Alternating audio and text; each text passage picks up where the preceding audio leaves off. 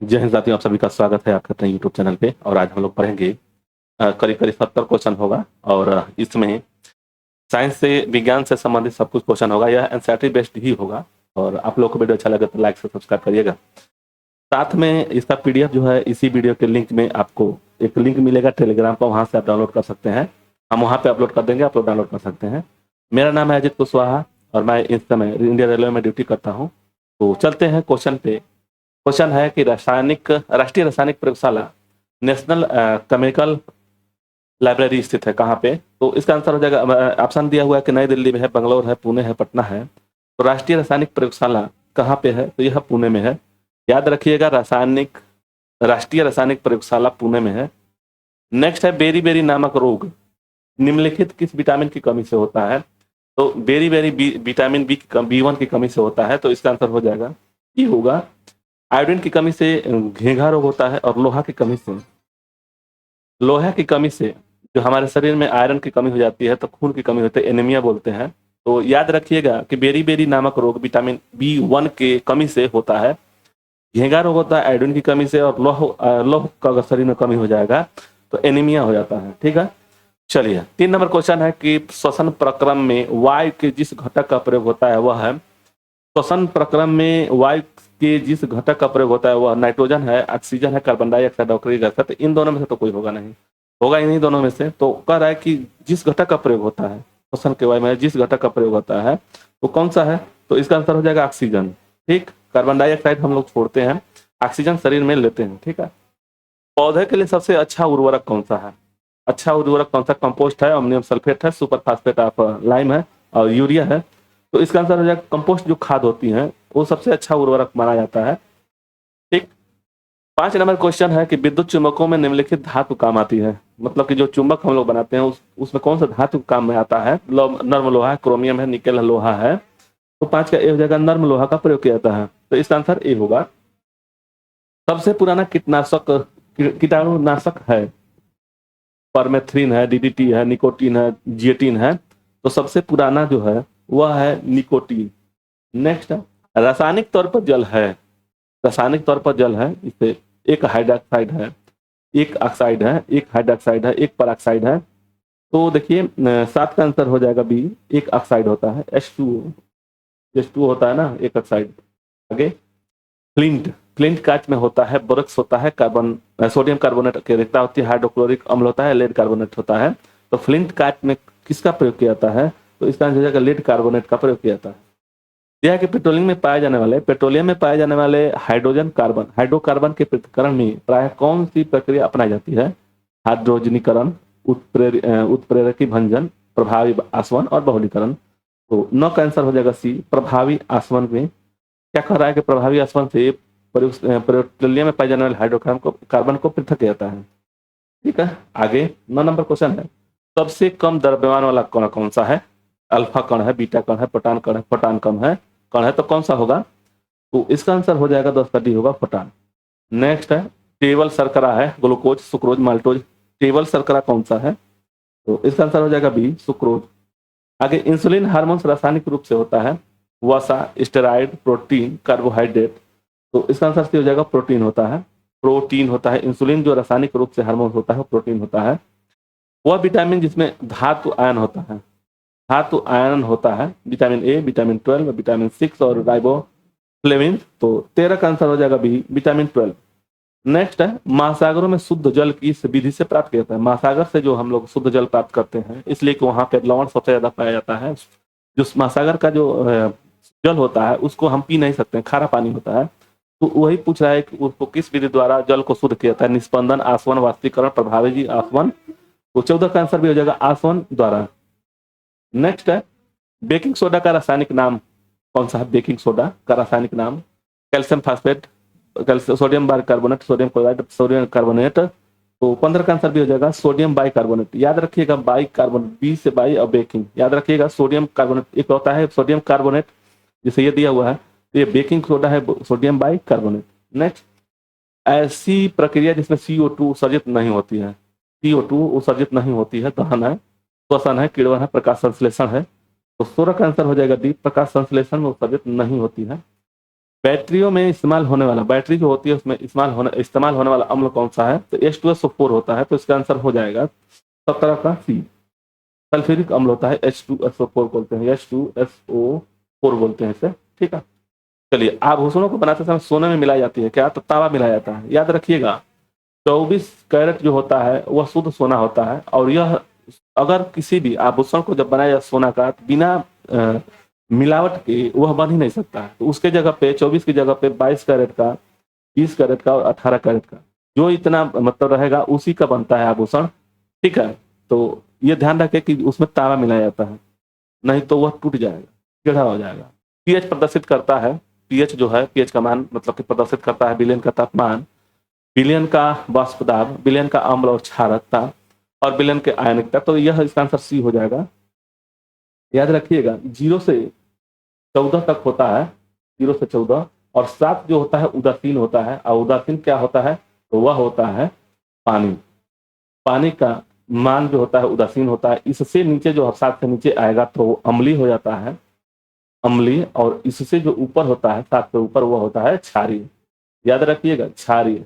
ठीक, तो अम्ल जो 0 से 7 होता है और 7 से जब 0 से 6 7 होता है, मतलब 7 से जब ऊपर होता है तो क्षारीय होता है। नेक्स्ट है प्रोड्यूसर गैस निम्नलिखित में से निर्मित होती है, रासायनिक रूप से निर्मित होती है। तो देखिए इसका आंसर हो जाएगा क्या? तो 20 का आंसर हो जाएगा बी, CO+N2। नेक्स्ट है लौह अयस्क में लौह का उत्पादन निम्नलिखित प्रयोग में किया जाता है, मैंने जिसे प्रक्रिया से निकाला जाता है या प्रक्रिया में होता है। क्लोरीनीकरण, अपचयन, प्रभाजी आसन, विद्युत अपघटन। तो 21 का आंसर हो जाएगा बी, अपचयन के द्वारा लौह अयस्क से लोहे का उत्पादन निम्नलिखित प्रक्रिया से, मतलब कि अपचयन प्रक्रिया से प्राप्त किया जाता है। जल के साथ स्वच्छ विलयन नहीं बनाने वाली यौगिक कौन सी है? जल के साथ स्वच्छ विलयन नहीं बनाने वाली यौगिक है बेंजोइक अम्ल है, शर्करा है, बेकिंग पाउडर है, कास्टिक सोडा है। तो इसका आंसर हो जाएगा 22 का ए, बेंजोइक अम्ल। यहाँ दिया है कि नहीं बनाने वाली है, यानी कि तीनों जो है उसके साथ यौगिक बना सकते हैं। शर्करा विलयन के किण्वन से बनने वाली गैस क्या है? गैस है। तो इसका आंसर 23 का हो जाएगा सी, कार्बन डाइऑक्साइड। नेक्स्ट, डोलोमाइट किसका अयस्क है? बहुत ही इंपॉर्टेंट क्वेश्चन, जितना भी अयस्क पूछिएगा वहां पे पूछता भी है, इंपॉर्टेंट क्वेश्चन है, अयस्क से ध्यान रखिएगा। यहाँ कम से कम 10 थे अयस्क का नाम याद होना चाहिए, जैसे एल्युमिनियम हो गया, लोहा हो गया, सोडियम हो गया, इस तरह का, तांबा हो गया, कॉपर, मतलब इनका जो अयस्क होता है उसको याद रखना जरूरी है, कम से कम 10 थे याद होना जरूरी है। ठीक, तो डोलोमाइट किसका अयस्क है? Magnesium, zinc, iron, lead. तो इसका आंसर हो जाएगा 24 का ए हो जाएगा, मैग्नीशियम का डोलोमाइट होता है। आगे, वनस्पति घी के औद्योगिक उत्पादन की प्रक्रिया में शामिल है वियोजन, अपचयन, ऑक्सीकरण और आयनीकरण। वनस्पति घी में औद्योगिक उत्पादन की प्रक्रिया में शामिल है। तो 25 का आंसर भी हो जाएगा अपचयन। नेक्स्ट है हाइड्रोजन में कितने समस्थानिक होते हैं? हाइड्रोजन में कितने समस्थानिक होते हैं? 1, 4, 3, 2।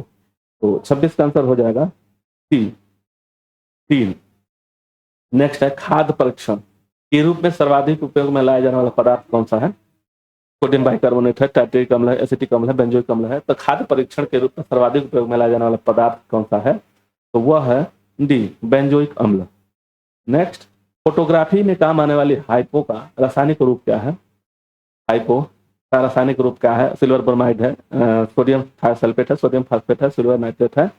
तो इसका आंसर हो जाएगा बी, सोडियम थायोसल्फेट होता है। एस्पिरिन एक रासायनिक संगठन है, किसका? एस्पिरिन रासायनिक संगठन है, वह किसका है? तो इसका आंसर हो जाएगा सी, सी होगा।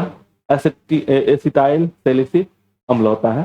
सर्वाधिक अघात वर्धक, ये जो होता है ना सोना, अघात वर्ग होता है, यह बहुत ही लंबा, इसको पतला बना करके बहुत लंबा बनाया जा सकता है। तो इसका आंसर हो जाएगा डी, 30 का डी। नेक्स्ट है मानव रक्त का पीएच मान कितना होता है? तो मानव रक्त का पीएच मान 7.4 होता है, क्षारीय होता है। तो 31 का बी हो जाएगा। चलिए आगे देखते हैं, लोहे का सबसे प्रचुर मात्रा में कहाँ मिलता है? दूध, हरी सब्जी, अंडे, बीन्स में। तो ये हरी सब्जियां में सबसे ज्यादा मिलता है लोहे का प्रचुर मात्रा में, तो ये हो जाएगा 32। 35 देखेंगे, गैसोलीन को निम्नलिखित में से मिश्रित करके गैसोहल बनाते हैं। तो इसका आंसर हो जाएगा एथिल अल्कोहल होता है। भोजन पकाते समय अधिकतम नष्ट करने वाला पदार्थ कौन सा है? जो सबसे ज्यादा नष्ट होता है कौन सा? कार्बोहाइड्रेट है, वसा है, प्रोटीन है, विटामिन है। तो सबसे ज्यादा नुकसान विटामिन को मिलता है। तो इसका आंसर हो जाएगा 34 का डी। आगे, आसानी से झाग नहीं देने वाला जल कहलाता है, मृदु जल, भारी जल, कठोर जल, खनिज जल। तो इसका आंसर हो जाएगा कठोर जल बोलते हैं। ठीक, आगे देखेंगे, नेक्स्ट क्वेश्चन पे हम लोग चलेंगे। तो इसका आंसर होगा 35 के बाद 36। निम्नलिखित जहरीला पदार्थ तंबाकू का मुख्य घटक है। मॉर्फिन है, फिर निकोटीन होता है, तंबाकू में निकोटीन पाया जाता है, तो इसका आंसर सी होगा। 35 है रिबोफ्लोविन। रिबोफ्लोविन है विटामिन, पौधा, प्रतिजैविक, रंजक।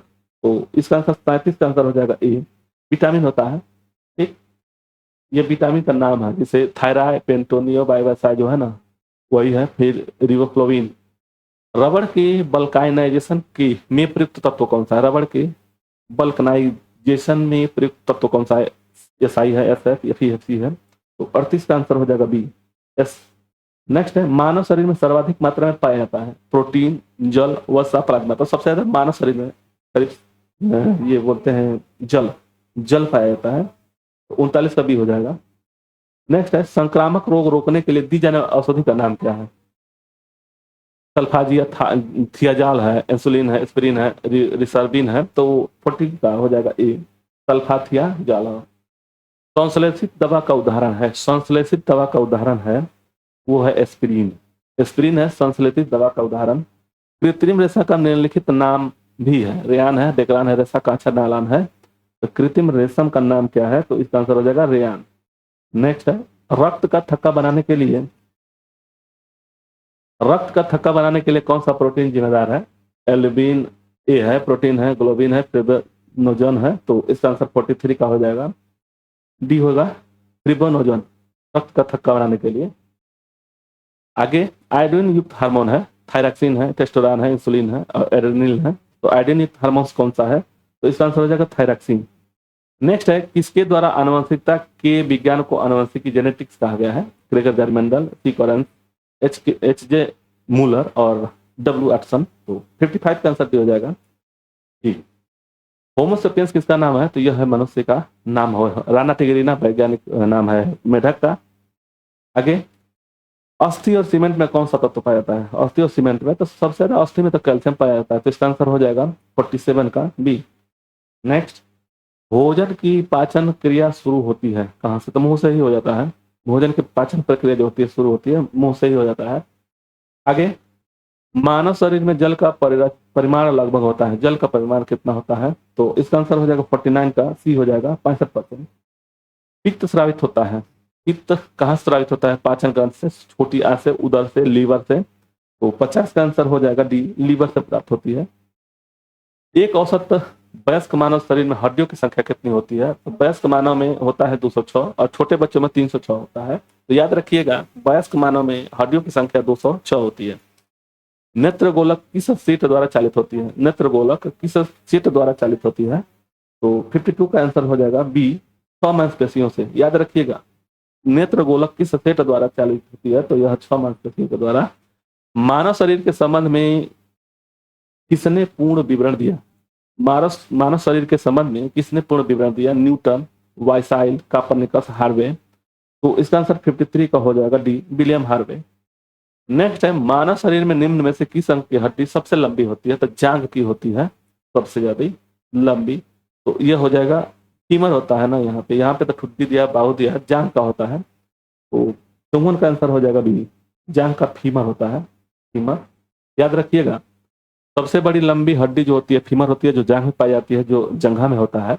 और सबसे छोटी जो छोटी होती है हड्डी, वह होती है कहाँ पे? तो स्टेपिस नाम है, स्टेपिस, यह कान में पाया जाता है। सबसे छोटी जो होती है हड्डी होती है वो स्टेपिस होती है, सबसे बड़ी फीमर होती है। ठीक, न्यूरॉन इकाई है किसका? तंत्रिका ऊतक का या एपिथेलियम का, पेशी ऊतक का, संयोजी ऊतक का। न्यूरॉन क्या है? न्यूरॉन है वह डी है, तंत्रिका ऊतक का। किसी मानव आंख में रेटिना का प्रतिबिंब बनता है। याद रखिएगा, इसमें मानव की रेटिना पर जो भी पड़ता है प्रतिबिंब बनता है, वह उल्टा बनता है। ठीक, और उल्टा जब बनेगा तो इसमें से ये वाला इतना हो सकता है या तो ये हो सकता है। अब रही बात काल्पनिक बनेगा कि वास्तविक बनेगा, तो जो हमारे आंख को बनता है, हम लोग देखते हैं तो वास्तविक बनता है ना। तो 56 का आंसर हो जाएगा बी, वास्तविक और उल्टा बनता है। दो चीज याद रखिएगा, जब भी हम किसी चीज को देखते हैं तो उसको काल्पनिक तो देखते नहीं है, मान के चलिए काल्पनिक तो देखते नहीं, तो वो बनता है वास्तविक जो है, और उल्टा बनता है, जो हमारे मस्तिष्क को समझ आता है, जैसे कि मान लीजिए कोई वस्तु को हम देख रहे हैं तो वो उल्टा हमारे रेटिना पे बनता है, तो उसको हमारा मस्तिष्क उल्टा ही समझता है। ठीक, चलिए, 4 रक्त समूह ए बी बी तथा ओ में से कौन सा रक्त समुदाय दाता वैश्विक कहलाता है? दाता देने वाला, तो इसमें होता है ओ। याद रखिएगा, सर्व जो दाता होता है, सबको दे सकता है, उसको बोलते हैं वो। ठीक, और ए बी जो होता है वो सबका ले लेता है, तो सर्वग्राही बोलते हैं, सर्वग्राही। ठीक, और ये इसका आंसर सी हो जाएगा, ये सर्वग्राही होता है। यह है कि मानव शरीर में रुधिर के स्कंदन में निम्नलिखित में से किस खनिज की भूमिका महत्वपूर्ण होती है? स्कंदन में फास्फोरस का, आयरन का, कैल्शियम का, आयोडीन का, तो इसका आंसर हो जाएगा 58 का सी होगा, कैल्शियम का। नेक्स्ट है, देखिएगा सी होगा, सी। नेक्स्ट है, मानव शरीर में रक्त की परिशुद्धि क्या तो की जाती है, मतलब किसके द्वारा कहते हैं? हृदय द्वारा, फेफड़े द्वारा, बेल के द्वारा, आंत द्वारा।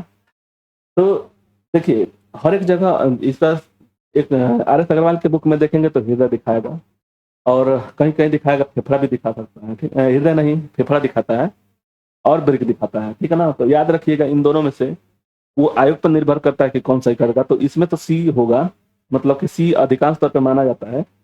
इसका आंसर हो जाएगा 59 का बी, फेफड़ा। ठीक है ना, फेफड़ा को ही माना जाता है। देखिए क्या होता है कि जैसे शरीर में तरल बनता है, तो उस समय ऑक्सीजन कब होता है? जब शुद्ध, जब यहाँ से बन जाता है ब्रिक से, मतलब कि ब्रिक से जब शुद्ध बन करके निकल जाता है, तो जब शरीर में जाता है तो वहां से फेफड़ा से होते हुए, ऑक्सीजन लेते हुए वह हृदय में पहुंचता है।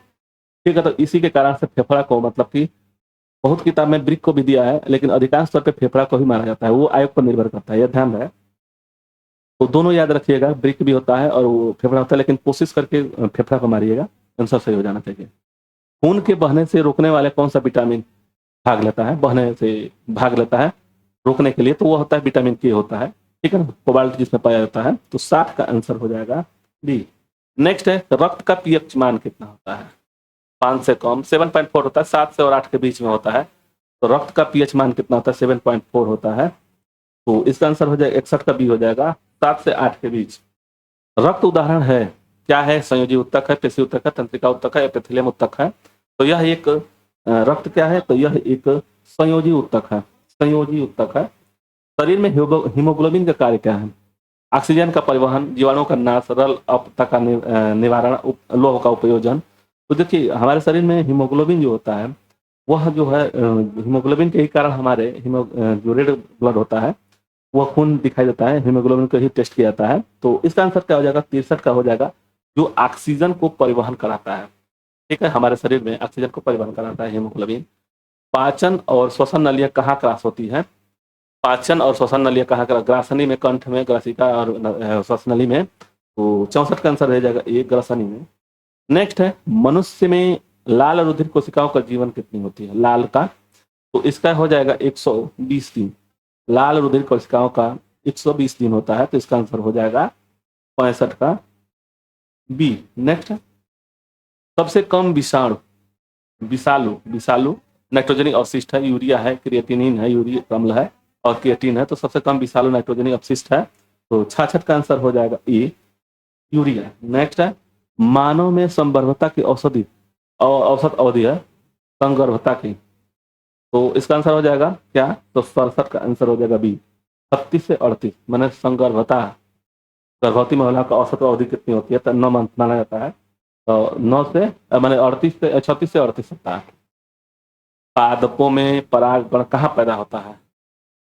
परागकण कहाँ पैदा होता है? परागकोश में, अंडक में, अंडाशय में, बीजांड में। तो इसका आंसर 68 का हो जाएगा ए, अरे 68 का ए हो जाएगा। आगे, राष्ट्रीय पादप आनुवंशिकी संसाधन ब्यूरो कहाँ स्थित है? तो इसका आंसर हो जाएगा सी, नई दिल्ली में। राष्ट्रीय पादप आनुवंशिकी संसाधन ब्यूरो कहाँ स्थित है? तो वह है नई दिल्ली।